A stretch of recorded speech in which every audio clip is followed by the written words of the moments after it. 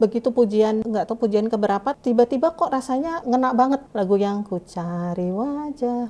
Seperti ada orang yang memperhatikan aku, terus jadi nangis. Ini siapa ya gitu. Tapi nggak kelihatan, cuman sepertinya aku diperhatikan di situ. Dia sepertinya kalau kamu mencari aku, ini aku, tapi nggak ada suara. Jadinya kan jadi banyak pertanyaan. Ini kenapa kok bisa begini di dalam rumah ibadah orang lain? Tuhan yang benar itu ada di mana? Jawaban yang saya dapatkan, Tuhan Yesus bilang, akulah jalan kebenaran dan hidup. Sampai pada keputusan, aku percaya sama Tuhan Yesus.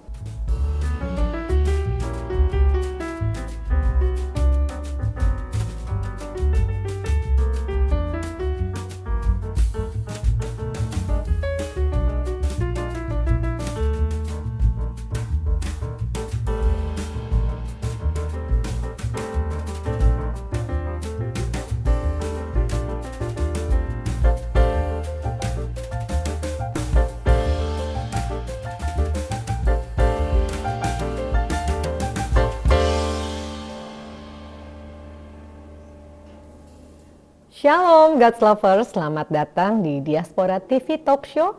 Hari ini bersama saya Kathy Tobing, Anda akan mendengar sebuah kisah yang sangat menyentuh dan penuh pergumulan lintas iman tentang pencarian, pertentangan batin, hingga perjumpaan dengan kasih Tuhan yang mengubahkan. Narasumber kita Ibu Rini Marbun, lahir dari keluarga muslim, mamanya seorang muslimah yang taat, ayahnya seorang kejawen dan dua kakaknya yang sangat menjaga prinsip keluarga. Bu Rini sendiri tumbuh sebagai muslimah yang taat, yang tidak pernah meninggalkan sholat dan kewajiban-kewajiban agamanya. Sehingga tidak pernah terlintas sedikit pun di benak beliau untuk berpindah keyakinan. Apalagi saat menjalin hubungan dengan seorang pria Kristen Batak yang justru ditolak habis-habisan oleh keluarganya. Namun Tuhan punya cara unik untuk menjamah hati seseorang. Bukan lewat debat, bukan lewat paksaan, melainkan lewat lagu pujian sederhana dalam ibadah. Hari ini kita akan menyelami perjalanan Bu Rini dari sahabat sekolah, hubungan terlarang, penolakan keluarga, hingga momen menangis dalam ibadah tanpa tahu alasannya. Sebelumnya mari kita sambut dengan penuh kasih narasumber kita, Ibu Rini. Shalom. Shalom Bu Rini, apa kabar? Puji Tuhan, baik. Terima kasih sudah hadir di Diaspora TV Talk Show. Dan sebelum kita mulai diskusi kita, mari kita berdoa. Tuhan, terima kasih untuk hari yang indah ini, hari di mana Tuhan telah memilih anak-Mu Ibu Rini untuk boleh bersaksi di Talk Show Diaspora TV kali ini. Kami percaya Tuhan bahwa ada maksud dan tujuan Tuhan sehingga Bu Rini boleh datang ke Diaspora TV untuk memberikan kesaksian. Kami berdoa saat ini biarlah Engkau yang menjamah setiap hati kami, Roh-Mu yang menguasai kami, sehingga apapun yang kami bicarakan saat ini hanya untuk mempermuliakan nama Tuhan. Memberkati setiap kami yang bertugas, baik itu juga kru Diaspora TV, biarlah Tuhan ambil alih semuanya hanya untuk kemuliaan nama Tuhan. Engkau beracara, Engkau memberkati setiap anak-anak-Mu yang mendengar pembicaraan kami melalui kesaksian di talk show ini, biarlah Tuhan Engkau bekerja. Menyatakan diri-Mu, menjangkau jiwa untuk kemuliaan nama Tuhan, dan kami percaya kami boleh menjadi perpanjangan tangan Tuhan. Terima kasih Bapa, di dalam nama Tuhan Yesus kami berdoa dan mengucap syukur. Amin. God's Lovers, jangan lupa like, comment, share, dan subscribe supaya semakin banyak orang mengenal Yesus Tuhan kita dan semakin banyak orang diselamatkan. Baik Bu Rini, nggak perlu tegang ya. Hari ini kita mau berbicara tentang kesaksian Ibu Rini yang begitu luar biasa. Dan saya percaya ini boleh jadi berkat buat setiap orang yang melihat dan mendengar kesaksian Ibu Rini. Baik Bu Rini, boleh cerita lahir di mana, lalu latar belakang keluarga dan masa kecilnya Ibu Rini? Saya lahir di Bandung. Jadi keluarga saya, mama sama papa, itu mama saya dari suku Sunda. Papa saya orang Jawa tapi dari kecil di Bandung. Jadi semuanya hanya bisa berbahasa Sunda gitu. Saya dari kecil sampai kelas 1 SD itu di Bandung. Kemudian kita sekeluarga pindah ke Jakarta karena papa pindah kerja ke Jakarta. Sampai sekarang di Jakarta. Masa kecil ya seperti pada umumnya kenakalan-kenakalan biasalah ya. Saya punya 2 orang kakak. Saya anak paling kecil dan perempuan sendiri. Masa kecil Ibu berarti lebih banyak dihabiskan di Jakarta juga ya? Iya, di Jakarta. Karena dari di kecil Bandung Jakarta. hanya sampai kelas 1 Kelas 1 SD ya. Iya. Ibu dibesarkan dalam lingkungan Muslim, benar ya Bu ya? Betul. Apakah waktu itu Ibu Rini adalah seorang Muslim yang taat?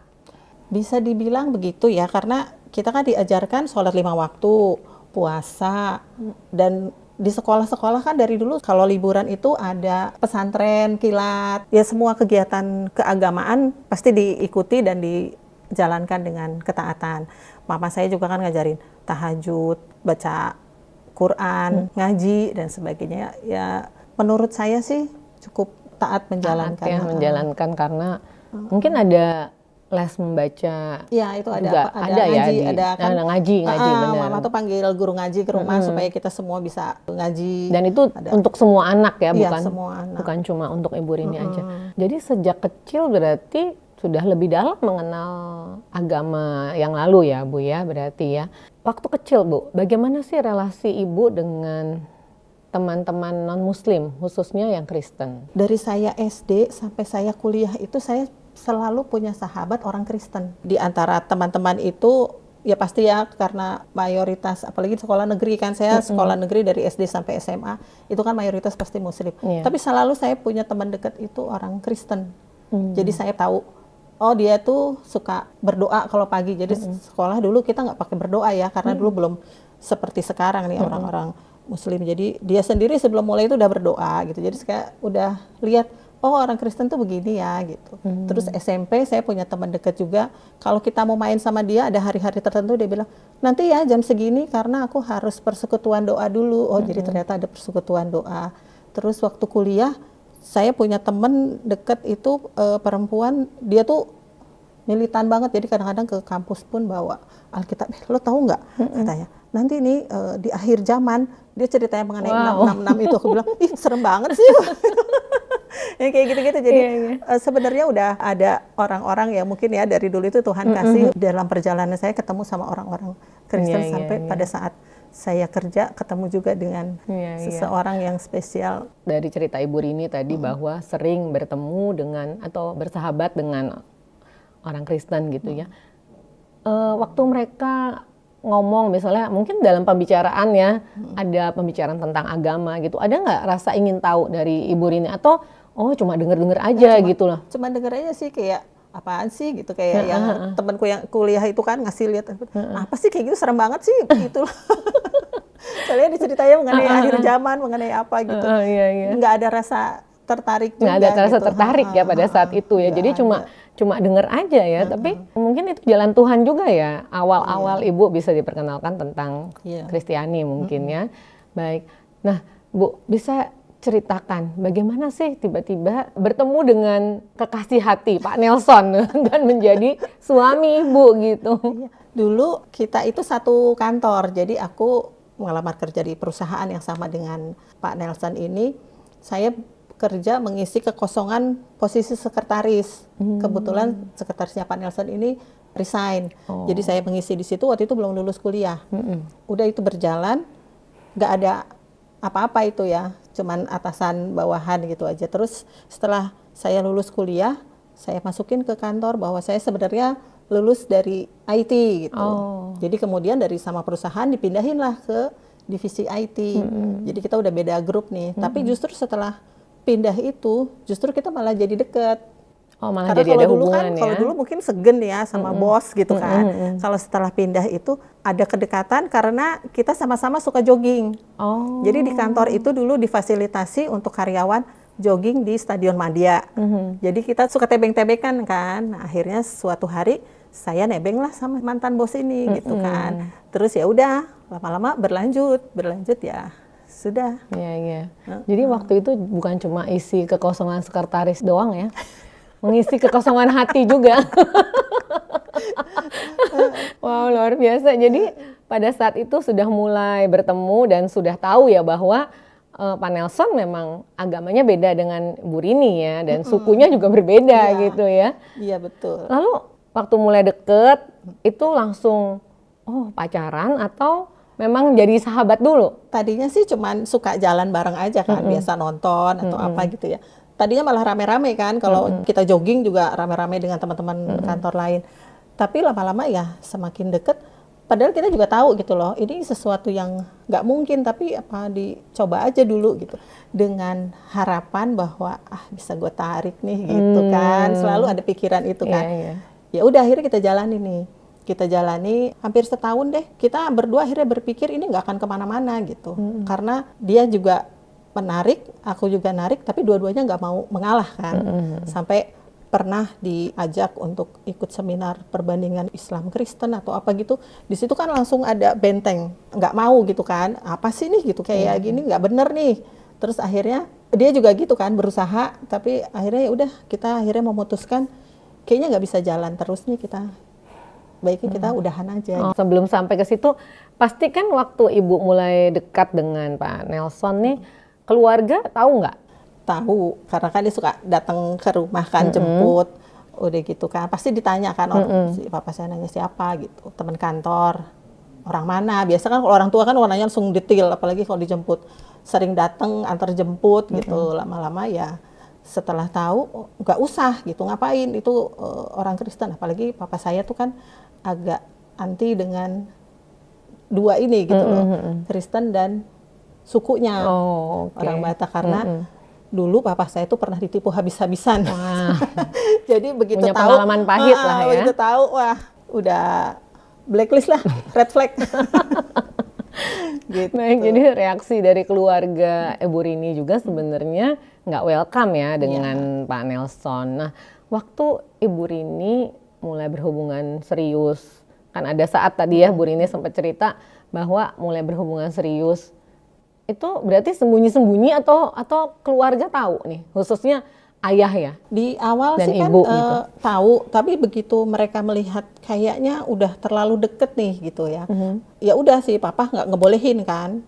Jadi kalau misalnya jemput ke rumah juga mukanya udah gak enak gitu kan, udah jutek. Terus sampai pada satu saat ya udah sih papa marah banget, nggak boleh datang lagi ke rumah gitu. Karena kita masih berpacaran, akhirnya backstreet lah. Backstreet ya. Backstreet, tapi setelah dijalani ya itu kita akhirnya sadar juga.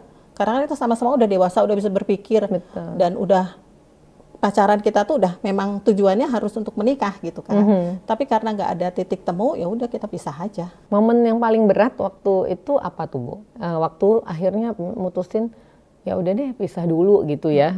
Kita kayaknya nggak mungkin gitu. Dan sikap Ibu Rini sendiri saat itu gimana? Di awal ya kan aku udah berusaha untuk mengenalkan dia dengan iman saya. Aku bawa dia ke om saya yang dianggap oleh keluarga bahwa dia tuh yang paling tahu mengenai Islam gitu ya. Jadi aku bawa ke om saya itu, terus mereka berdiskusi nih Pak Nelson dengan om saya. Tapi ya nggak ada titik temu juga gitu kan. Setelah selesai kan pulang, terus om ini bilang, susah Neng katanya gitu. Mendingan kamu udahan aja karena nggak akan ada akhirnya. Dia itu kuat imannya gitu. Dia bilang ke Pak Nelson itu kuat imannya dan kamu juga kan nggak boleh pindah gitu.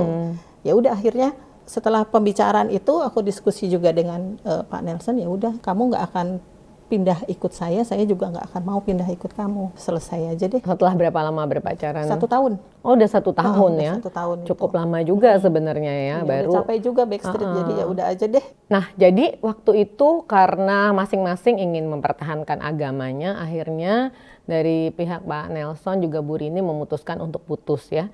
Nah dengar-dengar bahwa saat itu akhirnya Bu Rini supaya bisa menghindari Pak Nelson mungkin ya, memutuskan pindah kerja gitu ya.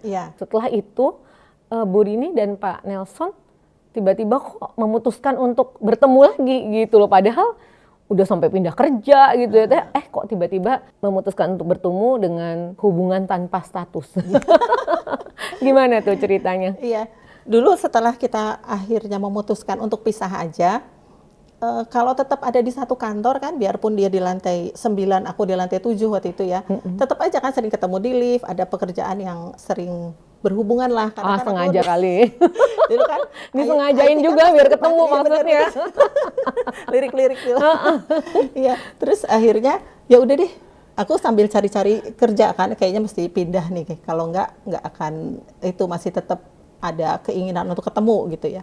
Akhirnya pindah kerja, tapi karena kita udah sering ngobrol gitu ya, udah punya hubungan yang baik, dan kita berpisah itu bukan karena sama-sama benci gitu kan, karena memang masalahnya bukan di hati kita, tapi memang di iman kita gitu ya. Jadi pas kita tuh dulu-duanya suka nonton dulu. Jadi begitu ada film baru tuh, aduh siapa lagi yang diajak nih kan. Telepon lagi. Gitu. Nonton yuk gitu. Akhirnya dari situ malah jadi berlanjut lagi, nonton, makan. Tapi ya akhirnya terjadilah hubungan tanpa status hubungan itu. tanpa status. Kita nggak pacaran tapi jalan bareng. Gitu. Kayaknya itu cuma alasan aja nih biar ketemu. Nah, waktu itu kalau nggak salah saya dengar dari cerita Pak Nelson pernah membawa Ibu Rini untuk mengikuti seminar Dr. Bambang Nursena, benar ya Bu? Iya, seminar apa sih itu, dan bukannya menolak malah menyetujui untuk ikut, itu kenapa gitu? Pak Nelson itu ngajakin aku, dia punya undangan itu kan, ada undangan untuk 2 orang, dia ngasih lihat nih ada undangan ini nih, pembahasan mengenai perbedaan Islam dan Kristen gitu. Mau nggak datang ke sini gitu ya. Terus aku bilang mengenai apa? Ya kita sama-sama belajar aja. Kamu belajar mengenai Kristen, aku belajar mengenai Islam. Karena kan itu kan mengenai perbandingan Islam dan Kristen. Ya udah akhirnya aku setuju datang gitu. Kita datang berdua ke situ. Tapi aku merasa nggak fair nih. Katanya perbandingan Islam Kristen, tapi ternyata isinya orang Kristen semua gitu kan. Kecuali memang Bambang Nursena kan Pak Bambang itu nggak menjelaskannya dengan sejarah, dengan apa yang bisa dimengerti, tapi pada saat itu aku ada resisten gitu kan, karena nggak gitu kok, gitu. Biarpun dia menyatakan kebenaran waktu itu mungkin, tapi yang aku imani, yang sesuai dengan yang aku pelajari nggak begitu gitu. Ada banyak cerita-cerita yang memang berbeda dan aku mempertahankan. Jadi sebelum acara selesai aku pulang. Oh, jadi sebelum acara selesai? Karena aku merasa tersinggung banget begini nih gitu ya. Udah pulang, terus dia bilang nggak apa-apa dengerin tuh sampai sana, nggak, aku mau pulang sekarang gitu. Akhirnya udah pulang. Akhirnya pulang ya. Dan ya berarti kan memang benar nih, udah nggak bisa ada jalan. Jadi semakin yakin ya bahwa wah nggak ada memang jalan. Memang beda, kamu sama aku beda gitu ya udah. Nah, tapi malahan Bu Rini sama Pak Nelson sering ketemunya tuh di hari Minggu gitu. Nah, kenapa hari Minggu gitu? Pas waktunya Pak Nelson itu melakukan ibadah di gereja, ya kan? Kadang-kadang kalau ada jahat-jahatnya dikit ya. Sebenarnya siapa tahu dia mau skip gereja, jalan-jalan. Oh, ada maksud ya ternyata. Tapi memang hari libur kita itu kan Sabtu dan Minggu ya kalau kerja. Kadang-kadang Sabtu pun setengah hari masih ada kerjaan kantor. Jadi kadang kita jalan-jalan itu hari Minggu memang. Dan biasanya sesudah pulang gereja, karena kan Pak Nelson itu gereja jam 10 sampai jam 12 atau kadang jam 7 sampai jam 9. Biasanya kita janjian setelah itu, karena kita backstreet gitu ya, maksudnya nggak boleh ketahuan sama orang rumah, jadi aku yang biasanya datang ke gereja, dulu tuh gereja di Sahid, jadi suka nunggu di coffee shop atau di mana yang deket gereja gitu. Setelah pulang gereja baru kita jalan gitu. Jadi Pak Nelson biar ibadah dulu, Ibu nunggu gitu ya. Tapi pernah suatu saat tuh Ibu sepertinya sengaja datang lebih pagi dan akhirnya ingin masuk ke gereja, benar nggak sih? Jadi ceritanya nggak sengaja sih ya, nggak sengaja pengen datang pagi, cuman waktu itu aku nebeng. Jadi mau pergi, kakak aku mau pergi juga. Aku mau nebeng ke daerah Sudirman, dia juga lagi mau ke kota.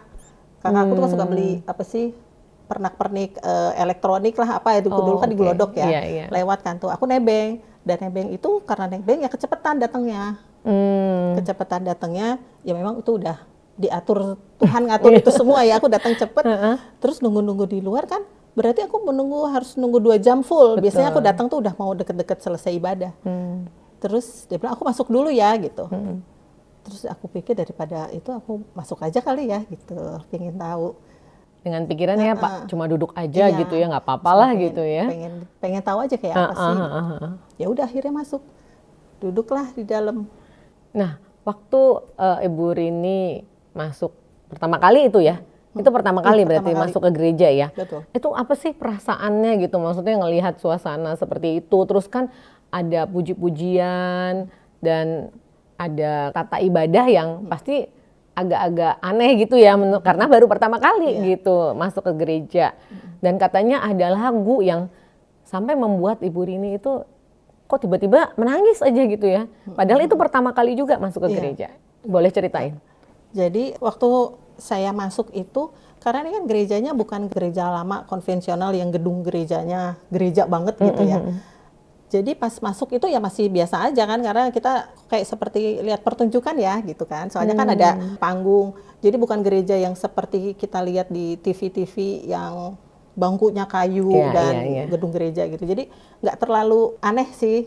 Jadi masuk, ya udah aku duduk. Begitu pujian pertama ya biasa aja. Nah begitu pujian, nggak tahu pujian keberapa tuh ya, tiba-tiba kok rasanya ngena banget gitu loh pujian itu. Lagu yang ku cari wajahmu, ku dengar jawabmu gitu ya. Yang itu kok tiba-tiba seperti ada orang yang memperhatikan aku di situ. Terus jadi nangis. Ini siapa ya gitu. Tapi nggak kelihatan, cuman sepertinya aku diperhatikan di situ. Jadi ada pribadi yang merhatiin gitu ya. Iya. Sampai Ibu Rini nangis. Aku nangis sepanjang ibadah. Jadi kalau misalnya dibilang ada tata ibadah atau apa, aku nggak begitu perhatikan ya. Karena dari awal lagu itu sampai akhir ibadah saya nangis. Jadi waktu itu yang khotbah Pak Pendeta Yusuf Roni, aku ya dengar cuma sepintas-pintas, tapi selama itu aku nangis. Jadi di sebelah-sebelah juga mungkin bingung, ini kenapa nih banyak pergumulan, apa KDR? Reaksinya Pak Nelson gimana waktu itu? Bingung. Oh dia bingung. Dia bingung kan, kenapa gitu? Aku nggak bisa jawab, aku nangis aja terus sampai selesai ibadah. Terus kita pulang ke mobil. Aku juga nggak pakai salam-salaman karena ini apa namanya malu ya, ini mata udah bengkak. Jadi di mobil sepanjang perjalanan, akhirnya tadinya kita mau pergi main kan, jalan-jalan. Akhirnya pulang ke rumahnya Pak Nelson karena pulang ke rumahku kayaknya nggak mungkin gitu lagi. Di sepanjang jalan itu juga nangis. Aku bilang kok seperti ada itu pribadi yang memperhatikan aku terus. Dia sepertinya kalau kamu mencari aku, ini aku. Tapi nggak ada suara, nggak ada. Cuman aku merasanya seperti itu gitu. Pada saat lagu itu ya. Nah itu di minggu pertama itu. Terus setelah itu aku penasaran nih kalau misalnya aku datang lagi apa sih yang terjadi gitu. Jadi minggu keduanya aku datang lagi. Wow, jadi dan datang kejadiannya lagi. Sama di lagu yang siapakah aku ini Tuhan. Itu aku nangis lagi sampai selesai. Jadi aku nggak ngerti itu. Memang jadi hati ini antara sedih, antara ada pribadi yang memperhatikan aku, ini loh aku gitu. Waktu itu kan Ibu Rini masih memeluk agama yang sebelumnya ya. Dan itu gimana? Maksudnya ada pertentangan yang seperti apa gitu? Maksudnya, aduh kok kenapa ya? Atau Ibu malah semakin rajin melakukan ibadah pada agama yang lama waktu itu atau gimana? Iya, ya pasti. Jadinya kan jadi banyak pertanyaan ya. Ini kenapa kok bisa begini di dalam rumah ibadah orang lain gitu kan? Jadi aku mencari jawaban kan tentunya dengan sholat, tahajud, cari ini apa sih Tuhan gitu? Kenapa aku seperti ini? Aku takut aku berdosa karena masuk gereja terus Tuhan marah sampai aku jadi nangis atau apa gitu kan? Itu yang jadi pertanyaan-pertanyaan. Tapi di samping itu juga aku jadi malah lebih penasaran, kenapa sih aku bisa nangis di situ? Kenapa aku merasa nangis tapi bukan ketakutan gitu? Aku kok merasa nyaman-nyaman aja di situ gitu ya. Itu yang pertentangan tuh di situ ya selama beberapa lama. Tapi nggak berani cerita dengan siapapun ya? Aku cerita dengan Pak Nelson aja. Iya, hanya dengan Pak Nelson. Sampai akhirnya dia mengusulkan, kamu mau nggak ketemu dengan seseorang yang bisa menjelaskan? Karena kalau aku yang menjelaskan, dia bilang gitu, nanti bias. Aku pingin kamu memang ikut aku, tapi jangan sampai aku menjelaskannya karena pingin kamu jadi istriku gitu loh. Jadi dia pengen cari orang lain yang lebih netral supaya aku benar-benar kalau misalnya mendapatkan pengajarannya tuh yang betul gitu ya. Lalu apa yang dilakukan setelah itu, Bu? Pak Nelson bawa aku ke sekretariat gereja, aku diterima waktu itu sama Pak Evangelis Karo-Karo ya, Pak Hermanto. Terus ya udah dia bukakan Alkitab, apa yang mau ditanya Kak gitu. Aku bilang aku nggak tahu apa-apa. Coba aja diterangkan. Terus kan dia kasih ayat firman Tuhan diterangkan. Terus dia bilang gini, kebetulan nih minggu depan ini ada katekisasi. Jadi kalau misalnya mau tahu lebih jauh, ikut katekisasi aja katanya gitu. nggak dibaptis, nggak jadi Kristen juga nggak apa-apa. Ini kan buat pelajaran aja, dia bilang gitu. Oh. Terus aku bilang, kata Vanessa, dia tuh boleh juga. Gitu. Mhm. Aku bilang ya boleh aja, aku ikut tapi nggak ada ini apa-apa ya gitu. Nggak ada pressure untuk pindah agama Iya, lah, aku cuma gitu, pengen pindah tahu keyakinan aja. ya. Dia bilang nggak apa-apa, datang aja. Gitu. Terus akhirnya minggu berikutnya aku datang. Dan ikut sampai selesai. Sampai Katekisasinya ikut sampai selesai. selesai ya. Nah, lalu pada saat Bu Rini ikut katekisasi itu apa sih yang paling mendorong keinginan apa gitu? Hanya untuk mau pengen tahu tentang Kristen kah? Atau emang udah niat nih pengen pindah keyakinan gitu? Enggak sih, cuman pengen tahu aja. Kak Anto ini kan bilang, nanti apa aja yang mau ditanya, tanyain aja gitu. Nanti kan ada saya, terus ada Pak Alex Harahap ya. Iya, iya. Nanti apa yang kita nggak ngerti, tanya aja, jadi bebas kok gitu. Supaya tahu iman Kristen itu seperti apa. Nah di situ ada banyak jawaban-jawaban yang saya dapatkan, yang selama ini aku tuh kayak misalnya gini, sebagai manusia kita kan tentu inginnya di akhir itu kita masuk surga ya. Ya. Sementara kita sendiri nggak tahu apakah kita layak masuk surga. Itu yang jadi banyak pertanyaan dulu. Nah pada saat dijelaskan di katekisasi itu, ternyata di iman Kristen Tuhan itu mati di kayu salib untuk menembus dosa-dosa kita. Jaminan keselamatan ada pada Dia. Gitu. Jadi dalam proses katekisasi itu Ya, bagian itu. ini yang Iya, membuat bagian ini. Bu Rini itu sangat tersentuh gitu ya. Secara pribadi saya merasa nggak layak saya masuk surga gitu. Saya punya banyak kesalahan, suka bohong misalnya, nyopet duitnya mama, minta 10.000, aku ngambilnya 20.000 gitu kan, kayak gitu-gitu kan. Itu kejahatan masa kecil itu kan Kejadian banyak masa ya. kecil itu tiba-tiba keinget gitu ya. Nyontek lah, apalah gitu ya, kesalahan-kesalahan yang lain yang membuat kita tidak layak untuk masuk surga gitu. Tapi di situ kan dijelaskan, oh begitu gitu. Iya, Jadi ada banyak sih yang disingkapkan. Iya, iya. Setelah selesai katekisasi itu selama 3 bulan ya. Lalu apakah ada rasa bersalah gitu selama mengikuti katekisasi itu? Pastikan pergumulan juga tuh Bu Rini ya. Kok saya masih keyakinan yang berbeda tapi saya ikut katekisasi gitu ya untuk mengenal Kristen lebih dalam gitu ya. Apakah ada pergumulan terus waktu Ibu Rini mengambil keputusan untuk akhirnya ya saya mau dibaptis itu gimana ceritanya itu? Selama 3 bulan itu saya juga tetap sholat, tetap tahajud, mencari jawaban apa sih Tuhan gitu ya. Tetapi saya mendapatkan ketenangan, mendapatkan itu dari apa yang disampaikan di katekisasi itu. Jadi di saat 3 bulan itu saya jadi 2 agama gitu ya. Jadi saya tetap ke gereja, ikut katekisasi, kan katekisasi habis itu ibadah kan. Iya.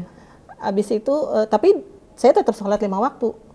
Sambil mencari jawaban apa nih, sebenarnya Tuhan yang benar itu ada di mana. Iya, iya. Gitu. Di situ dalam perjalanan itu sampai akhirnya, sampai pada keputusan, aku percaya sama Tuhan Yesus. Setelah mengikuti katekisasi itu ya, katekisasi. apa sih momen yang membuat Ibu Rini tuh yakin gitu, percaya bahwa oh ini keputusan yang tepat nih, saya akan mengambil keputusan untuk dibaptis? Pasti ada momen atau apakah ayat ataukah mungkin impresi ya tentang apa Tuhan sendiri gitu, apa sih? Ya, di situ yang aku pegang sih ayatnya, Tuhan Yesus bilang, akulah jalan kebenaran dan hidup. Tuhan Yesus itu ternyata memang bukan nabi seperti yang selama ini aku tahu, tapi dia adalah Tuhan dan juru selamat gitu ya. Dan di situ kan disampaikan di ayatnya, akulah jalan kebenaran dan hidup. Jadi saya harus melalui dia supaya saya mendapatkan surga gitu kan. Iya.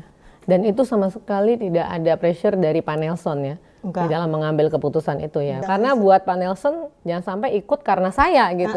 Malah nanti hasilnya berbeda gitu mungkin ya pikirannya Pak Nelson ya, baik. Nah, akhirnya pada saat setelah dibaptis ya, keluarga tahu? Keluarga nggak tahu. Waktu akhirnya keputusan besar lagi diambil oleh Ibu Rini dan Pak Nelson untuk menikah. Nah, gimana tuh? Ceritanya pasti eng-eng gitu. Jadi banyak pergolakan yang terjadi gitu ya. Setelah selesai dibaptis itu, aku nggak langsung menikah gitu ya.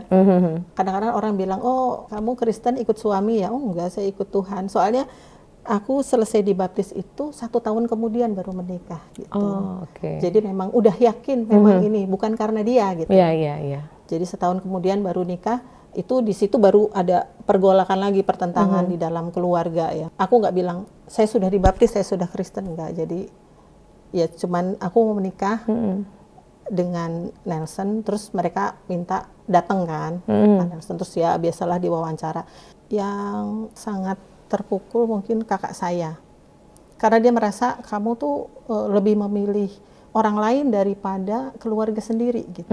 Aku kan kebetulan deket sama kakak-kakak nih, kakak yang pertama, yang kedua kan, mereka tuh kan agak protektif gitu ya. Kakak saya tuh orang yang kalau misalnya dia punya pacar, mau ngasih hadiah nih sama pacarnya gitu ya, dia harus ngasih juga sama aku.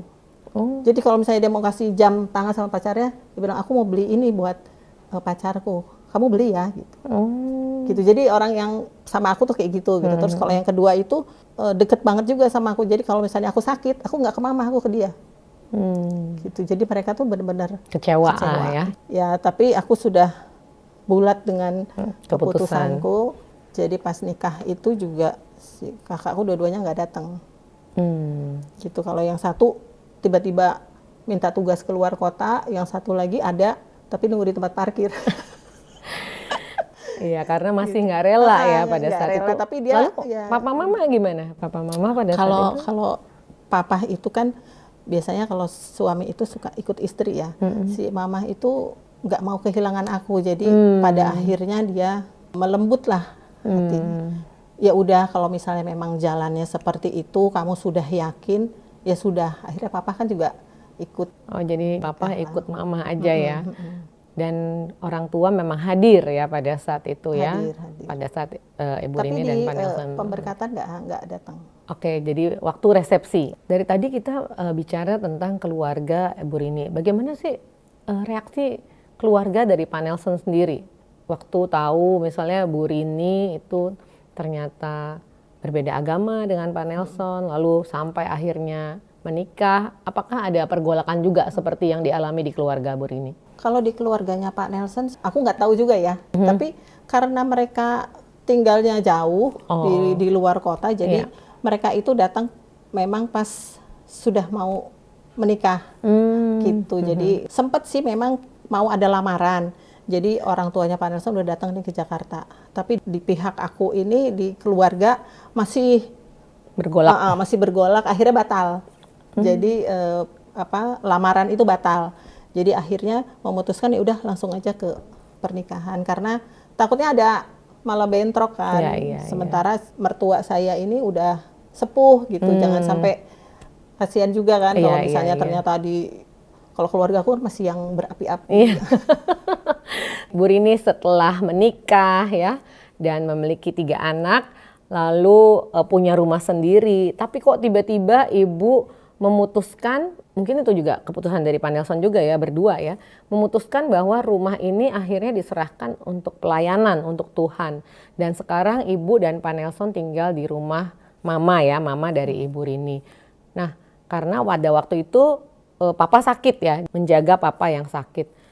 Nah, apa sih yang ibu rasakan melihat perubahan ini? Kan akhirnya tinggal di rumah sendiri, melihat mama, melihat papa, dan apakah ada kerinduan gitu ya dari Bu Rini sendiri untuk mama juga dan papa pada waktu itu ya bisa mengenal keselamatan yang Ibu Rini sudah alami gitu?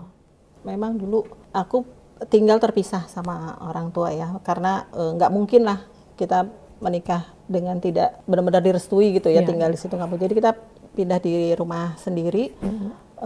Jadi pada waktu itu kita mau renovasi rumah, namanya orang baru diselamatkan ya, berapi-api gitu. Aku tuh pengen di rumah itu nanti jadi rumah doa, ada anak-anak di sekitar komplek itu yang Kristen bisa sekolah minggu di situ, banyaklah yang rencana-rencana gitu ya. Karena itu harus direnovasi gitu. Jadi kita ngontrak dulu waktu itu. Ngontrak, pas kita ngontrak itu terus papa sakit. Papa saya sakit stroke. Sebenarnya sakit stroke-nya udah agak lama, tapi jadi udah beberapa kali kambuh gitu ya. Nah terus di saat itu karena kakak saya dua-duanya udah nikah, mereka kan juga nggak serumah.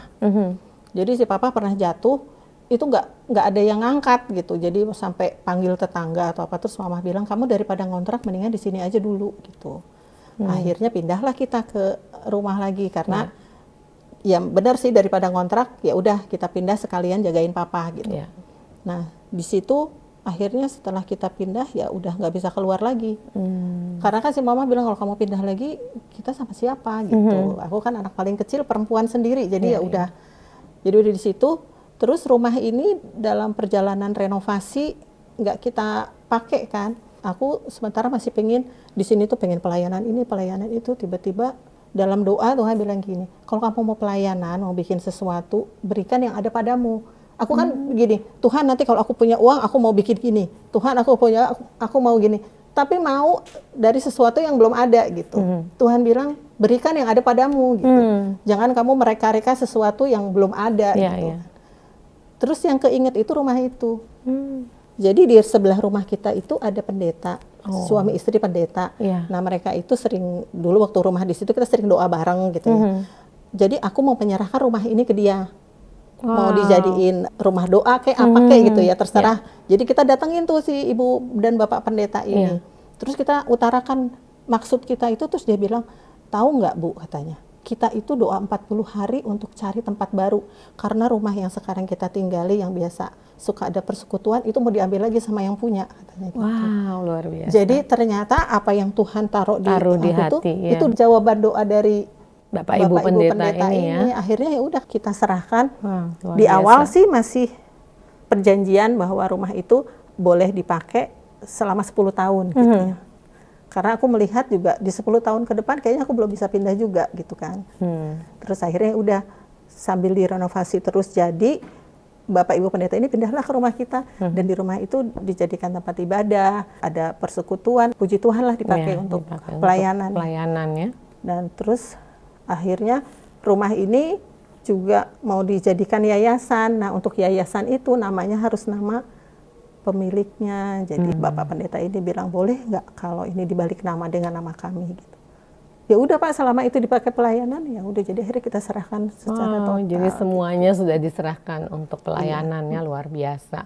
Nah ini kalau aku bilang ini juga tanda ya bahwa Ibu Rini ini bukan ikut-ikutan gitu dengan iman Pak Nelson, tapi karena sebelumnya memang Ibu Rini sudah dipersiapkan dengan katekisasi, dan Ibu Rini juga sudah mengalami pergumulan, dan akhirnya sampai pada satu titik benar mau ikut Tuhan Yesus, dan bukti bahwa akhirnya memberikan dari apa yang ada sesuai dengan firman Tuhan gitu.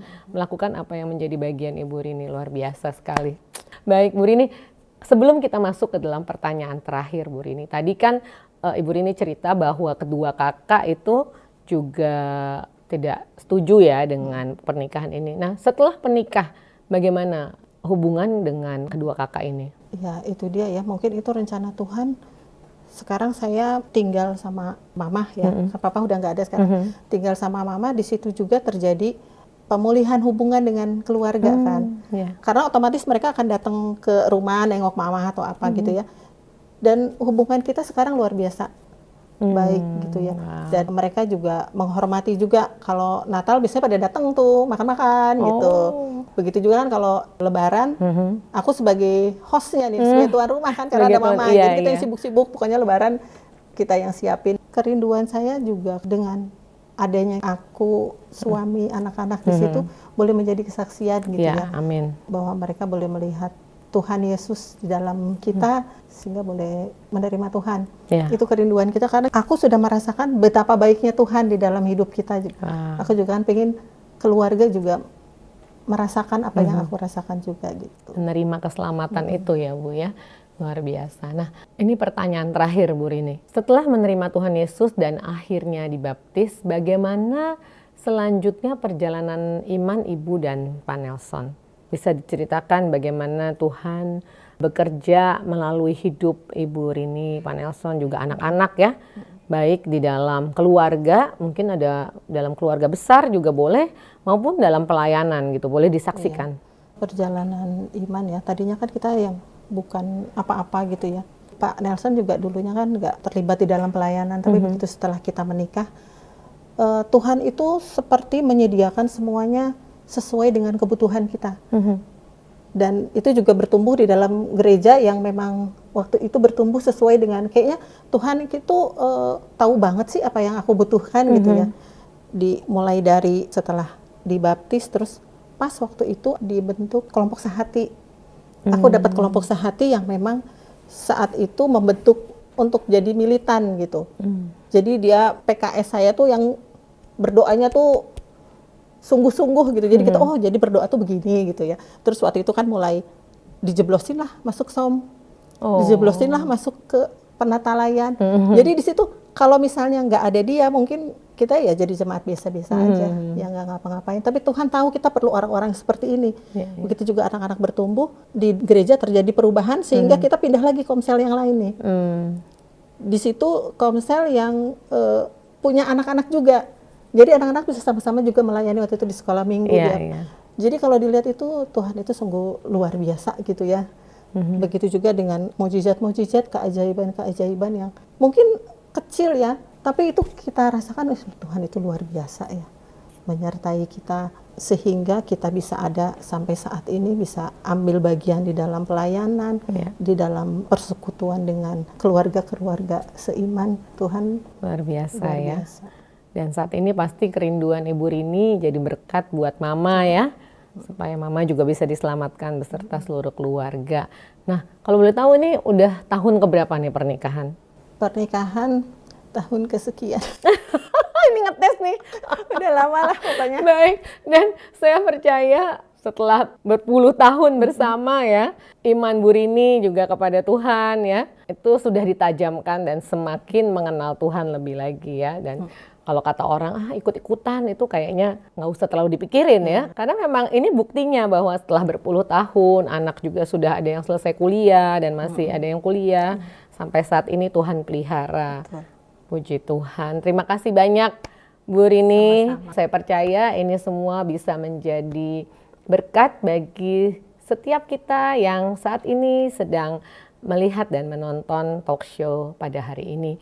Dan saya percaya Anda bukan kebetulan melihat acara talk show hari ini dan Tuhan sedang berbicara kepada Anda. Baik God's lovers, kadang kasih Tuhan menjumpai kita bukan saat kita mencarinya, tapi justru saat kita menyerah dan tak tahu harus kemana lagi. Bu Rini tidak dimenangkan oleh argumen, melainkan disentuh oleh hadirat Tuhan yang begitu nyata lewat pujian, lewat air mata, dan lewat kejujuran hati. Namun perjalanan Bu Rini tidak berhenti di momen dibaptis. Justru setelah itu Tuhan terus menunjukkan karyanya di dalam keluarga, dalam pelayanan, dan dalam banyak mujizat yang dialami bersama Pak Nelson. Dari rumah yang diserahkan untuk menjadi gereja, hingga kehidupan yang dipersembahkan untuk melayani Tuhan, semuanya menjadi bukti bahwa kasih Kristus mengubahkan hidup, bukan hanya keyakinan. Bagi Anda yang sedang bergumul dengan iman, dengan keluarga, atau dengan masa depan, kisah ini menunjukkan bahwa Tuhan tidak pernah memaksa, tetapi selalu hadir bagi mereka yang sungguh-sungguh bertanya, dan kasih-Nya seperti kata lagu yang membuat Bu Rini menangis, akan selalu menyambut kita karena kita biji matanya. Terima kasih sudah menyaksikan episode ini. Jangan lupa untuk share agar semakin banyak orang diberkati. Silahkan juga Anda komen jika ada usulan dan saran. Dan bagi yang belum subscribe, silahkan subscribe sekarang juga. Sampai jumpa di Diaspora TV Talk Show berikutnya. Tuhan Yesus memberkati.